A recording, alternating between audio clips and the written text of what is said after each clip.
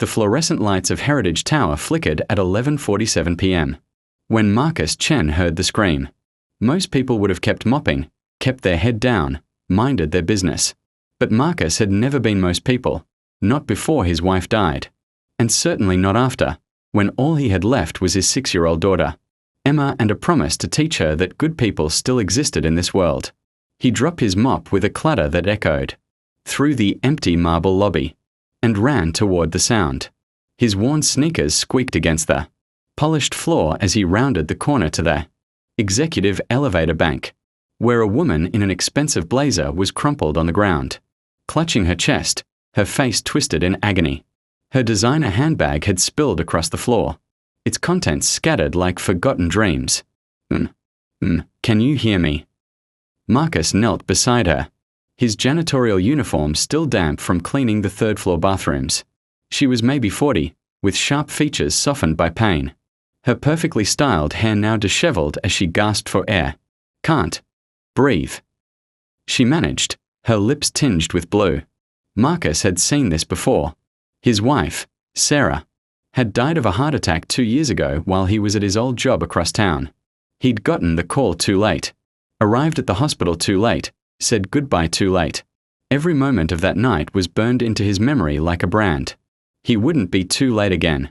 He pulled out his phone and dialed 911 with shaking fingers, then loosened her collar, remembering the CPR class he'd taken after Sarah's death, a class he'd paid for with money, meant for Emma's birthday present. Stay with me. Help is coming. Just keep breathing, okay? In and out. Focus on my voice. The woman's eyes found his, terror swimming in the depths. Her hand shot out and gripped his wrist with surprising strength. My daughter, she wheezed. Sophie. She's at Westbrook Academy. If I don't tell her I love her, tell her. You're going to tell her yourself, Marcus said firmly, pressing his hand over hers. You're going to be fine. What's your name? Catherine, she whispered. Catherine, I'm Marcus. I've got a daughter too, Emma. She's 6, loves unicorns, and asks me every single day why the sky is blue. You know what I tell her. He kept talking, kept her focused, kept her conscious as sirens wailed in the distance. I tell her it's because the world is full of beautiful things if you just look up. The paramedics burst through the doors. 8 minutes later, 8 minutes that felt like 8 hours. They loaded Catherine onto a stretcher, hooking her up to machines that beeped and whirred with clinical efficiency. As they wheeled her toward the ambulance, she reached out one last time, her fingers brushing Marcus's arm. Thank you, she mouthed, and then she was gone. Marcus stood in the lobby, alone again, surrounded by the contents of her spilled purse. He gathered everything carefully, lipstick, wallet, keys, business cards, and placed them back in the leather bag. One card caught his eye, Catherine Hartwell, Chief Executive Officer, Hartwell Industries. He'd heard that name before, seen it in the business section of newspapers left behind in the break room. Hartwell Industries owned half the buildings in the city, including this one. He left the bag with building security and went back to his mop. The floor wouldn't clean itself, and his shift ended at 6 a.m. He still had 3 floors to go. The next morning, Marcus picked Emma up from his neighbor Mrs. Rodriguez, who watched her during his night shifts. Emma ran to him with a drawing of a purple dragon, her gap-toothed smile lighting up his exhausted world. Daddy, look what I made. He scooped her up, breathing in the strawberry scent of her shampoo. It's perfect, sweetheart. Just like you. They ate cereal for breakfast because payday wasn't until Friday, and he helped her get ready for school, making sure her second-hand uniform was pressed and her shoes were tied. As they walked the 6 blocks to Riverside Elementary, Emma chatted about her upcoming school, play, and how she wanted to be a doctor when she grew up, just like the ones who tried to help Mommy. Marcus's heart cracked a little more, the way it always did when she mentioned Sarah. He was at the laundromat that afternoon, folding their clothes and trying to make $7 last for detergent and dryer time, when his phone rang. Unknown number. Hello. Is this Marcus Chen? A professional female voice, crisp and efficient. Yes. This is Jennifer from Hartwell Industries. We need to speak with you regarding an incident that occurred last night at Heritage Tower. Can you come to our headquarters tomorrow at 2 p.m.? Marcus's stomach dropped. He'd been called to management offices before, usually right before being fired. He'd lost 2 jobs in the past year, both times for being unreliable when Emma got sick and he had to miss shifts. No one cared that he was a single father. They only cared about the bottom line. Yes, I can be there. Excellent. Ask for me at reception. Jennifer Wells, Human Resources. Human Resources. His hands went cold. They were going to fire him for abandoning his post last night, even though it was an emergency. He'd broken protocol, left his floor uncleaned, interfered with a tenant. Of course they were firing him. That night, Emma noticed his distraction. Daddy, are you sad? He pulled her close on their threadbare couch. No, baby. Just tired. When I'm tired, Mommy used to sing to me. Her voice went small, the way it always did when she mentioned Sarah. Do you remember the song? Marcus's throat tightened, but he sang anyway. His voice rough and off-key. You are my sunshine, my only sunshine. Emma fell asleep in his arms, and Marcus stayed awake, staring at the water stain on the ceiling, calculating how long he could keep the apartment if he lost this job. 3 weeks, maybe 4 if he skipped meals. He'd done it before. The next day, Mrs. Rodriguez agreed to pick Emma up from school. Marcus put on his only dress shirt, the one he'd worn to Sarah's funeral, and took 2 buses to Hartwell Industries, gleaming headquarters downtown. The building stretched toward the sky like a glass cathedral, and Marcus felt smaller with every step toward its revolving doors. The lobby was all marble and modern art, the kind of place where people wore $1,000 suits and talked in important voices. Marcus approached reception, painfully aware of his frayed collar and scuffed shoes. I'm here to see Jennifer Wells. I'm Marcus Chen. The receptionist smiled politely. 5th to 2nd floor.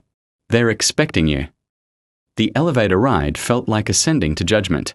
When the doors opened, Jennifer Wells was waiting, a woman in her 50s with kind eyes and a firm handshake. Mr. Chen, thank you for coming. Please, follow me. She led him down a corridor, lined with photographs of buildings and construction projects, past conference rooms where people made decisions that shaped the city. Finally, she opened a door to a corner office with floor-to-ceiling windows overlooking the entire downtown area. Catherine Hartwell stood by the window, alive and well, though still pale. She turned when they entered, and her face broke into a smile that transformed her entire appearance. Marcus, she said, crossing the room with surprising speed. You saved my life. I just did what anyone would do. No, Catherine said firmly. Most people wouldn't. Most people would have walked away, afraid of liability, afraid of getting involved. But you stayed. You kept me conscious. The doctors said if I'd lost consciousness before the paramedics arrived, I wouldn't have made it. Her voice wavered. I got to see my daughter yesterday. I got to hold her and tell her I love her because of you. Marcus didn't know what to say. His mouth opened and closed uselessly. Catherine gestured to a chair. Please, sit. We need to talk. She waited until he was seated before continuing. I had my team look into you, Marcus. I hope you don't mind. I learned that you're a single father, working night shifts so you can be there for your daughter during the day. I learned that you take 3 buses to get here because you can't afford a car. I learned that you took a CPR class after your wife passed away. Her eyes glistened. I learned that you're exactly the kind of person this world needs more of. Marcus's heart hammered. If this is about me leaving my post. You're fired, Catherine said. The world stopped. Marcus felt like he'd been punched. Emma's face flashed through his mind, her gap-toothed smile, her purple dragon, her dreams of becoming a doctor. How would he tell her they had to move again? How would he? From your janitorial position, Catherine continued, and Marcus's spiraling thoughts screeched to a halt. Because I'm offering you a new one. Director of Community Outreach for Hartwell Industries. 6-figure salary, full benefits, college fund for Emma, and standard business hours so you can actually be a father during the day. Marcus stared at her. The words made no sense, like someone speaking underwater. I don't. I'm not qualified. I clean floors. You saved a life without hesitation. You showed compassion when it mattered most. You can learn business strategy and marketing, Marcus. I can't teach someone to be good. Catherine leaned forward. I built this company from nothing. And somewhere along the way, I forgot what it was supposed to be about. You reminded me. Now I want you to help me remember. I want to start programs for single parents, fund community initiatives, create opportunities for people like you who just need someone to believe in them. Tears burned Marcus's eyes. Why? He whispered. Why would you do this? Because kindness should never go unrewarded, Catherine said simply. Because my daughter asked me yesterday who saved me, and I want to tell her about the janitor who became a hero. Because this world takes from good people constantly, and just once. I want to give something back. She extended her hand. What do you say? Marcus thought about Emma, about the life he could give her now.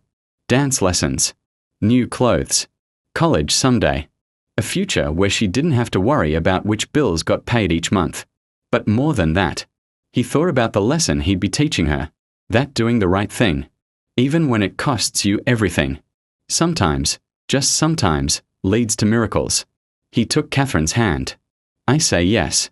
Thank you. Thank you. 3 months later, Marcus stood in his new office, smaller than Catherine's, but with a window, reviewing. Proposals for a scholarship.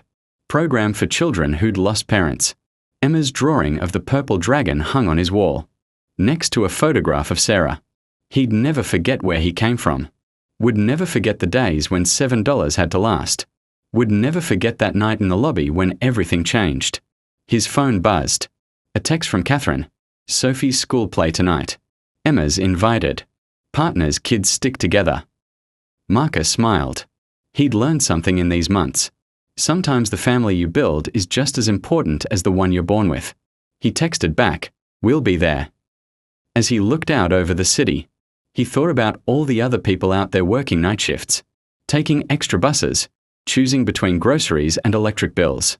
He thought about the programs they were building, the lives they might change. One person couldn't save the world, but one person could save one life. And that life could save another, and slowly, gradually, the world became a little bit brighter. Marcus picked up his phone and called Emma. She answered on the first ring, breathless with excitement. Daddy, Mrs. Rodriguez says we are going to a play tonight. That's right, sweetheart. Get your nice dress ready. We are going to see Sophie. Is she nice like you? Marcus felt his chest tighten with love for this small person who thought he hung the moon. I think she's going to be your best friend. After they hung up, Marcus turned back to his computer, to the proposals that would help hundreds of families like his once was. He thought about the young janitor who would replace him at Heritage Tower, about the single mother, working 2 jobs who might apply for, their new assistance program, about all the invisible people who kept the world running, while the world forgot to notice them. He'd been invisible once. Catherine had seen him anyway. And now, together, they would help the world learn to see.